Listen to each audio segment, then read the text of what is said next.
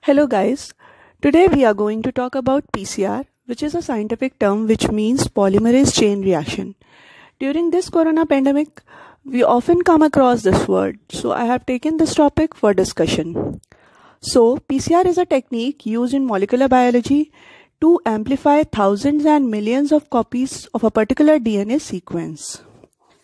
We can understand in this manner that if any substance is present at any place in a very small quantity, it could hardly be detected. But when it is in a large quantity, it could easily be recognized. So thus the PCR works.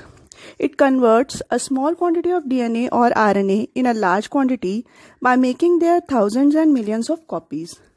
This is a cost-effective and efficient tool for amplifying DNA or RNA, which was developed by Kary Mullis in 1983. Now, we are going to talk about the components or material required for the reaction.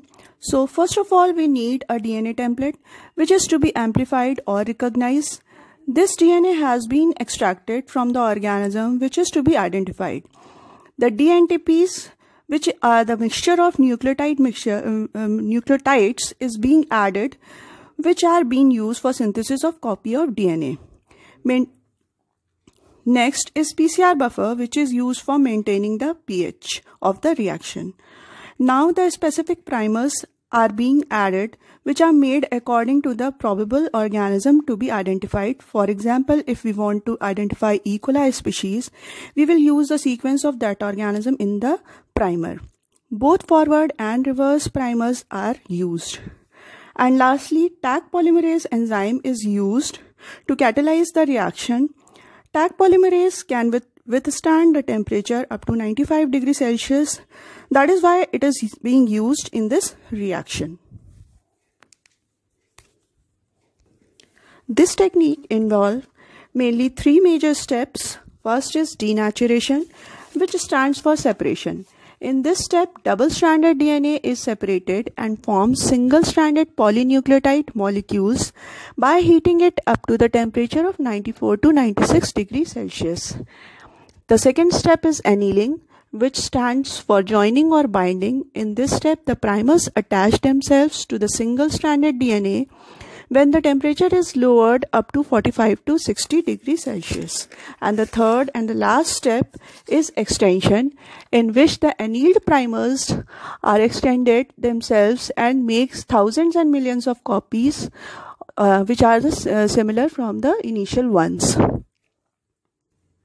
We can easily understand the process with this figure, in which the green ones are the DNA or RNA which is to be amplified, the red ones are the primers, and the blue ones are nucleotide mixtures. In denaturation step, the double-stranded DNA is bifurcating into single-stranded ones. In annealing step, the primers are attaching themselves to the single-stranded DNA, and in third elongation step, the nucleotide comes and helps to synthesize the similar copies of DNA.